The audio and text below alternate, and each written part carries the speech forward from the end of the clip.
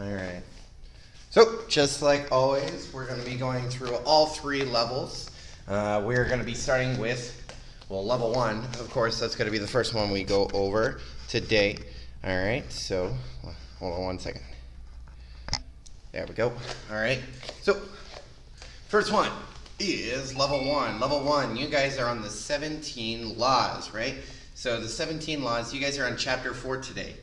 All right, so chapter 4 is what we're going to be going over for level 1 first. Let me get there. All right. So, chapter 4, the law of Mount Everest. All right, yes, the gigantic mountain. The law of Mount Everest, that is the first one we're going to be going over today. So, it says, the law of Mount Everest. It says, as the challenge escalates, the need for teamwork elevates. One more time. As the challenge escalates, the need for teamwork elevates. Ask yourself, number 1. Hello, everyone. Welcome. We are started already. So, we're on chapter 4 in the 17 laws of teamwork. So, we're with level 1 right now. Gonna make sure I'm writing down the right stuff. Yes. All right. Cool. So, yeah, I was right. Awesome. So the first one, these are all the questions you want to ask yourself when you're trying to make a team, when you're trying to build something. All right. These are what you want to ask yourself. So number 1 is, what is my blank? What is my blank? And the very first question you need to ask yourself is, what is my dream?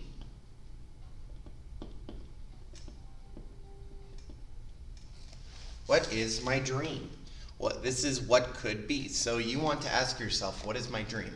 Why? Because whenever you're trying to decide what kind of team you want to make, whatever team you want to build, you have to know what the dream is. You have to know what the goal of your team is, right? Without knowing what your goal is, then you won't know what you want to, then you're not going to have a direction, and you're not going to go anywhere with the team. But if you know what you want to do with the team, if you know which way you're trying to go, right? So I'm trying to, if I'm trying to make a performance team, so going back to my demo team, my performance team, that's the goal, right? Is to put on a good performance, get better at karate. That's the goal, is to put on a performance for everyone to watch. That's what demo team does. Well, that's the dream, right? That's the goal. That's what could be, is to be the best of the best, right? That's what you need to know. Whatever the goal may be, you have to know what it is. That's the very first thing. Number 2, who is my, it's very easy. Who is my team? Who is my team? You have to know that stuff. You have to know who your team is. Without knowing who your team is, you're not gonna succeed. So this isn't so much like, this is who, like, what is right now. So who is my team? So who do I have that is there, and who do I have that, is doing everything with me? Who is on my team right now, right? And that's what is. And then number 3 is, what should my dream team look like? This is what should be. What should my dream team look like? So if you're trying to build a team, you have to kind of imagine, you have to visualize what the dream team looks like, what the team is gonna be, right? What that dream team can achieve.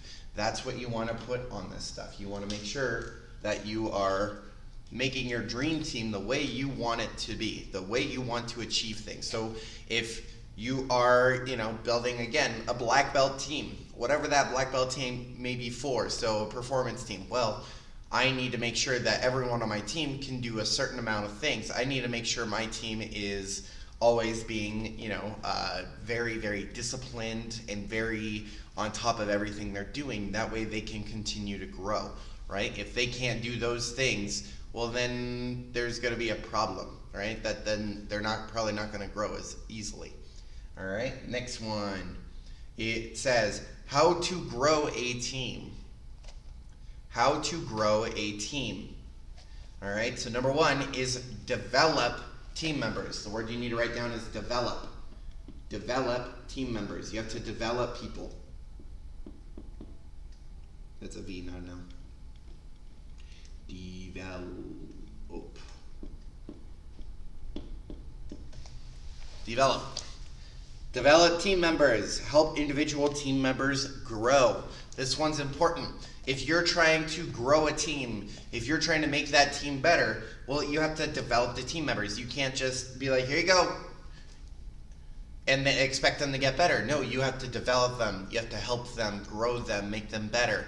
Again, a lot of this stuff, I'm going to go back to my my demo team, because those are the people I've grown since they were very low belts, right? So develop the team members. As long as you keep growing them, as long as you keep helping them improve, they're going to be a part of your team. All right, number two is blank key team members. This one is add. Add key team members.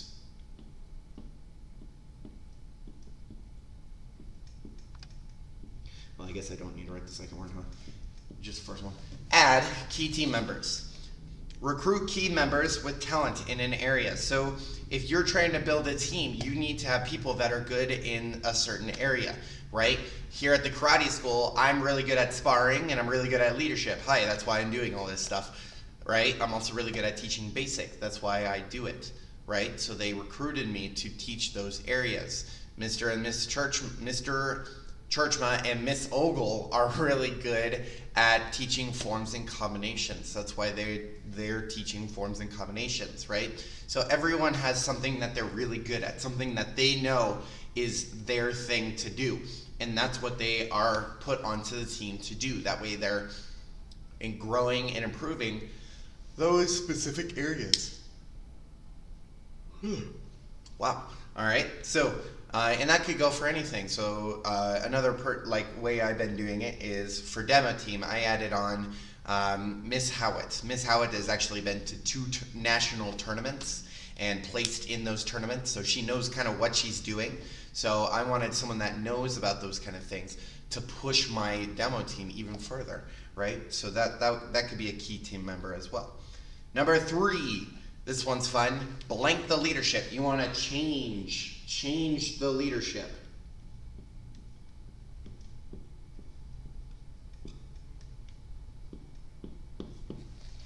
Change the leadership. The challenge of the moment often determines the leader for that challenge. So what this is talking about is if you want your team to improve, if you want your team to get better, you're going to have more leaders, not just you, but other people that are going to be there and working with you as well, right? So you can't just be the only leader. You have to grow others. And the best way to do that is to change the leadership, put them into that position, make them be the leaders, right? So again, going into our black belts, right? When we're teaching classes, well, we have other black belts that we put in charge of certain areas. We have black belts that we are like, hey, I want you to take these guys through this, right? We have black belts do this job too, right? We're not just 100% teaching all the time. It's because we're trying to build our leadership. We're trying to build the black belts. We're trying to make them better and improve as leaders, right? So that's something you guys get to look forward to when you get to be black belts, is you guys get to help us and grow and be better as well. You guys get to improve your leadership skills. And number 4, blank ineffective members. You want to remove ineffective members.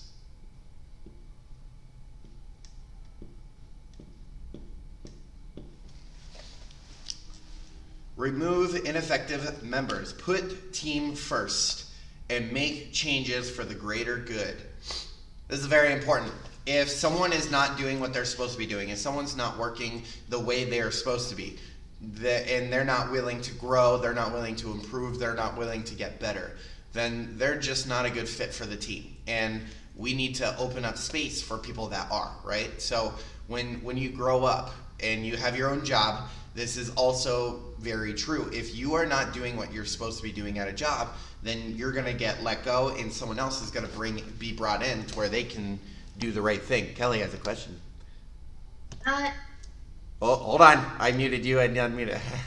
Now go. it's the blank word in this is actually an effective. Oh, okay. Thank you for that. Yeah. All right. So as I was told, let's fix that. Remove ineffective members. So ineffective. Thank you, ma'am.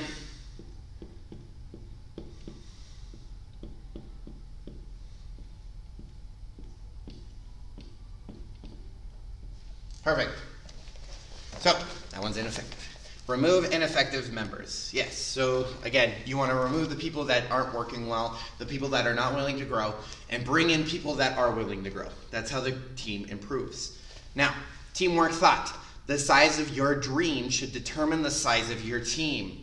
This is very, very important. If you want to be a big old CEO, own your own business, and have people working under you, well, you can't do that with just 2 people. That's weird. You're not going to be a CEO of 2 people. No. You're probably going to have thousands of people working under you, right? You're going to have so many people under you that it's kind of crazy. So the size of your dream should determine the size of your team. If you want to own your own business and be the big old CEO, well, you're probably going to have a lot of people. But if you just want to be like a teacher, well, you're probably just going to be like, maybe you and a couple other people, right? And that's how it is here at the karate school, right? Mr. and Mrs. Ogle have 3 of us. Me, Miss Ogle, and Mr. Churchma, all right? Those are the size of the dream. It's a karate school. We don't need thousands of people here, right? Well, maybe thousands of students, but not thousands of teachers. So the size of your dream determines the size of your team. Now, becoming a better team member. What is your natural first reaction when a challenge becomes more difficult? Do you work together with others or go off by yourself? I want you guys to answer that in level 1. Level 1 people, you should be answering these things. All right, so you should be writing down what you guys think. When you are in a situation where it gets harder out of nowhere, do you ask others for help, or do you go off by yourself and do everything alone? Right? That's what I want you guys to think and write down for me. Awesome. All right. And other than that, that is going to be it for level 1 today. Make sure you guys are doing the right thing, acting like black belts, writing all the answers down, because this is part of your leadership curriculum, just like we would do at the karate school in the front office. All right? So, other than that, thank you, level 1, for joining me. You guys are free to go. All right. Let me erase this. And level 2. Level 2 is on chapter 11, which is one of my favorites of all time, because it is very, very, very important to know these things, right? Awesome.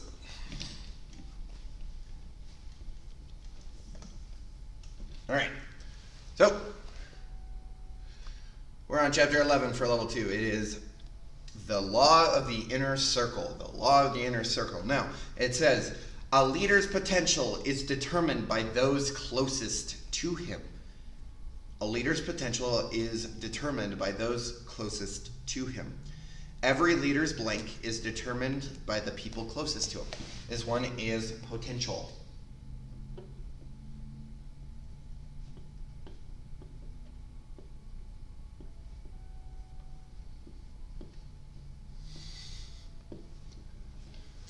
Potential. Yeah. Cool. Every leader's potential is determined by the people closest to him. Weird, it's like it was in the quote right above that. Anyways, every organization has an inner circle. Now, what this is talking about is, there's a very famous quote. It is, you are the sum of the 5 closest people to you. What this is talking about is you are equal, like you equal 5 people that you are the closest to. So the example of the 5 I gave yesterday, which are my 5, would be my mom and dad, because they're the biggest influences on my life. They're the people I'm closest to, both of them. All right, they're my parents.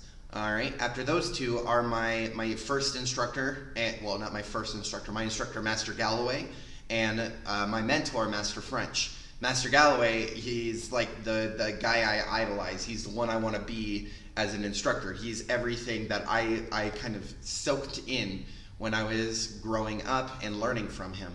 So he's number 3 in my little group here.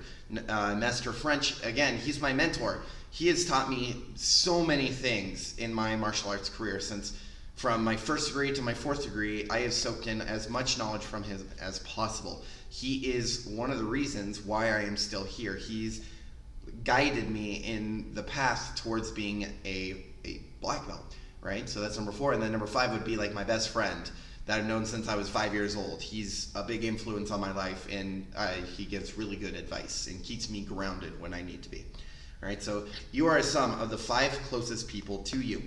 Now, these are the people you want in your inner circle. This is who we're going over, all right? So who to bring into your inner circle. These are the people you should be closest to. These are the people that should affect you in a positive way, all right? If any of them are negative, you should boot them. Get rid of them. They should not be in your inner circle if they're friends, all right? So number 1 is potential value. Potential value is number 1. Those who raise up themselves. They can lead and motivate themselves. That's the first one, themselves.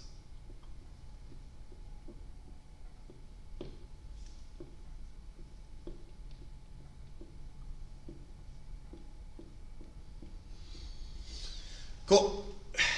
So yes, potential value. You want people that can raise up themselves. You want people that can motivate themselves, people that are disciplined enough to improve themselves and make themselves better. The more people you have like that, the more it's going to wear off on you, the more you're going to soak in that kind of energy, and you're going to in turn be just like that. You're going to be able to motivate yourself and stay disciplined enough to do anything that you put your mind to, all by yourself.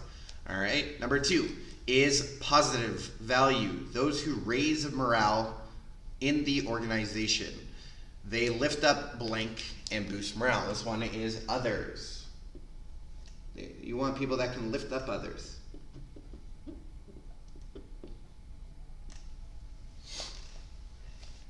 Awesome. So yeah, positive value. These people are going to be the positive ones. The people that are always kind of cheerful. The people that are always there to kind of bring a smile to your face and keep you going in that kind of positive sense. So they raise the morale of the group, and that's what it is, the morale. They're raising morale, right? When you have high morale, anything is possible. You can achieve any of your goals. You feel indestructible. You feel like nothing can take you down, right? You feel the best of the best. That's what that's why it's so great to have this high morale. So you want people like that can improve it and make it better. All right? Number 3, personal value. Personal value. Those who raise up the leader. They help the blank improve. This one's easy. The leader. They help the leader improve. Whoever the leader is. So again, mostly in the book that we're going over, they talk about organizations, so like businesses and stuff like that. But if you translate this over to your friend group, you want people who are not going to talk bad behind your back. That's basically what it is. You don't want people that are going to talk to you for 1 minute and be all happy and cheerful about you and then walk away and talk bad behind your back and say how awful you are and how annoying you are. Because those people are not going to add personal value. Those people are not good for your inner circle, right? You want to add people that are always going to build you up and always going to defend you even when you're not around. Because those people, that loyalty and that honesty, they're going to come back to you and make you a better person. All right, and that's what that means. That's from a friend group side of everything. That's what you want. All right, and number 4 is production value. Production value. All right, I don't mean like we're in a warehouse building cars kind of production value. No. Friend group again. So production value. Those who raise up others. They blank and raise up other people. They recognize.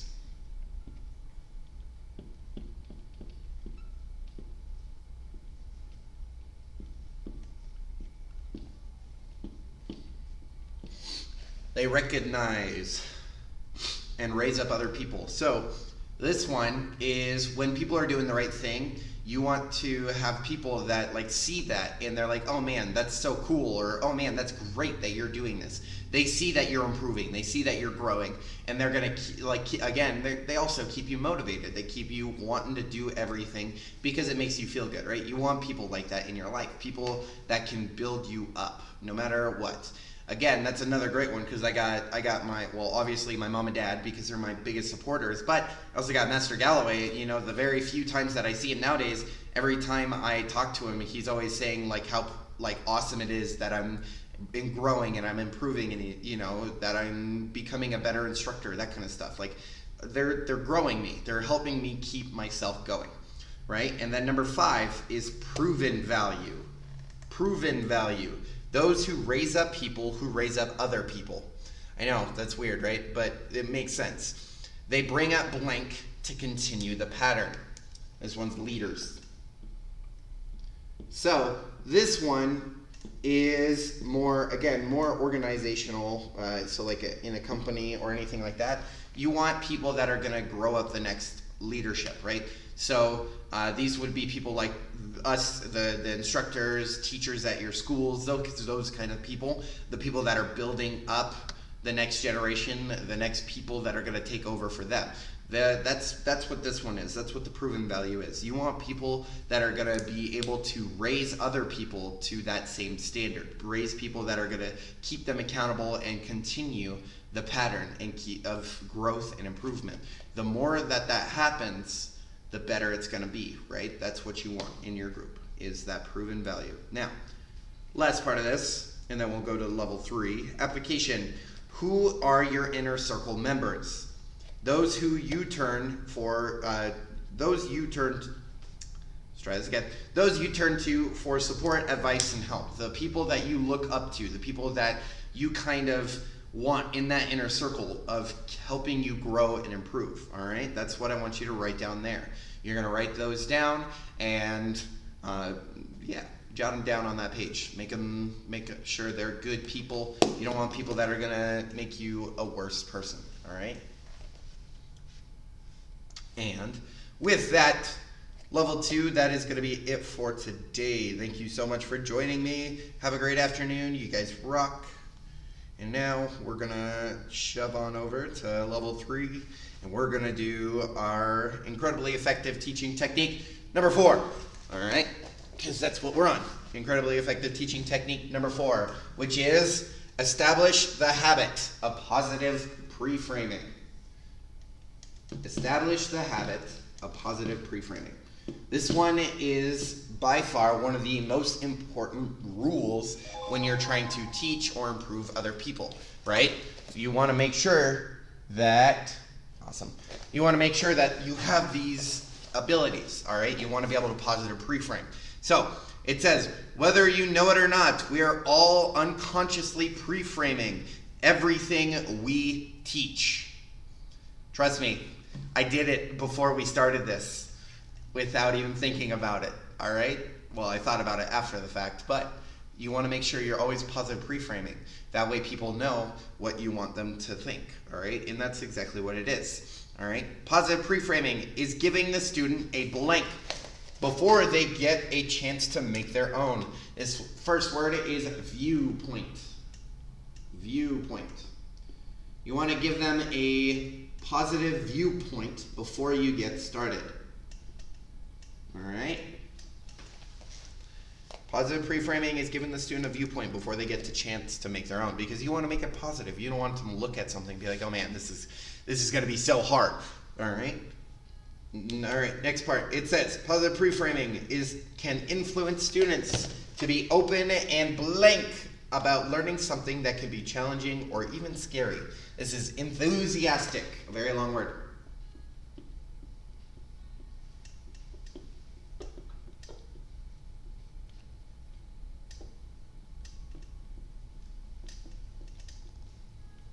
There we go. Enthusiastic, very long word, like I said. All right, positive pre-framing can influence students to be open and enthusiastic about learning something that could be challenging or even scary. So when you're able to positive pre-frame things correctly, well, you're going to find out that everything that could be challenging or scary, it's going to seem easier. It's not going to seem as bad as before, because people are going to start catching on to what you're saying, and they're going to subconsciously be like, oh yeah, I got this. All right? So, rule of 3. Number 1, positive pre-frame at the blank of class. You want a positive pre-frame at the beginning. At the beginning.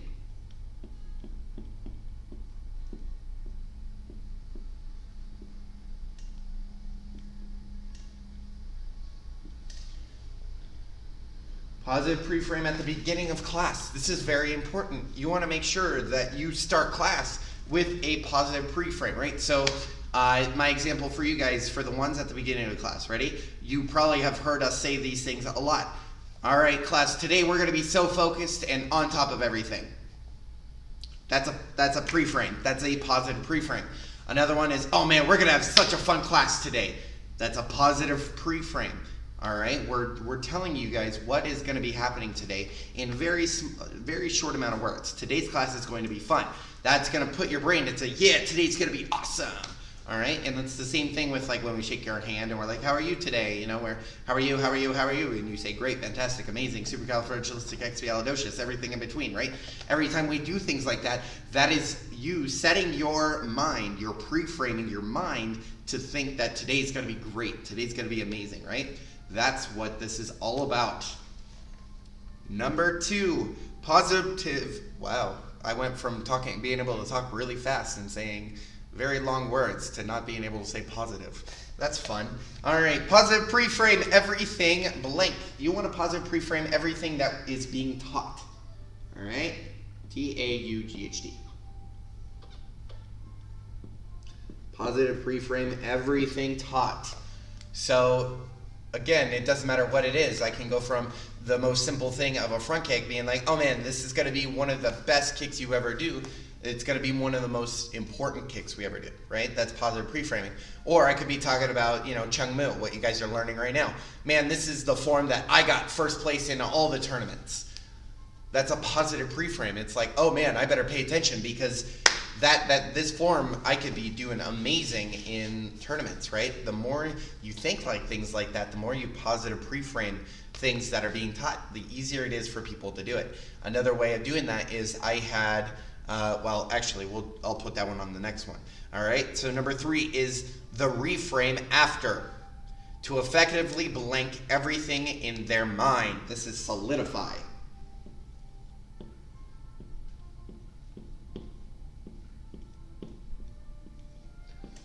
So reframing is exactly that. It's kind of like our word of the month, how we have pre-play and replay.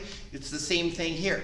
We pre-frame before class and before we do things. We reframe after everything is done. So I had a student, he's actually coming back today for basically this, but I had a kid that we were doing our pedal step front kick. Before we did this, I said, oh man, this is gonna be so much fun, and it's such a great kick. And then we started doing it. He was having fun. He got it right away. And I was like, and so we got done. I was like, man, you have to show mom and dad that when they come in, all right? When they come to get you, I want you to show them this pedal step front kick. Show them how awesome you're doing. That's reframing to being like, yeah, I did awesome. I got to show mom and dad to make sure they know how awesome I did, right? It's solidifying in their brain that their pedal step front kick looked really good, all right? And that's how they remember it, all right? So that's what reframing is.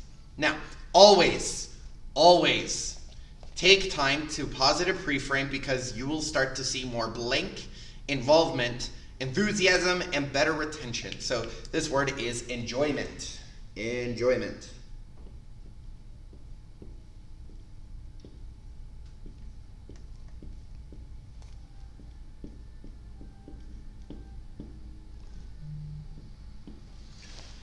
You'll see more enjoyment. All right, so it says always take time to positive pre-frame, because you will start to see more enjoyment, involvement, enthusiasm, and better retention. So if you can positive pre-frame correctly and all the time, constantly, you will see that people are going to be happier. They're going to be more wanting to do whatever you're telling them to do, and you're going to see them more excited about it, right? And it helps keep people longer. It keeps people in karate longer, and that's what we want, right? Just like you guys. We want to make sure other people stay just like you guys, getting all the way to black belt, all right? That's what this whole thing is about, is making sure they stay on until, well, after they earn their black belt, or second degree, or third degree, or they could be like me and keep going forever, all right? So, yeah, that's the whole point.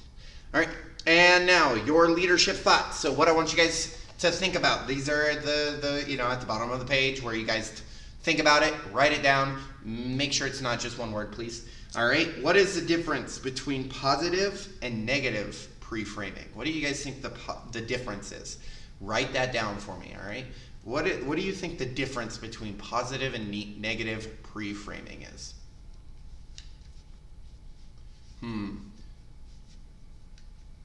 Write it down, write it down. What is the difference between positive and negative pre-framing?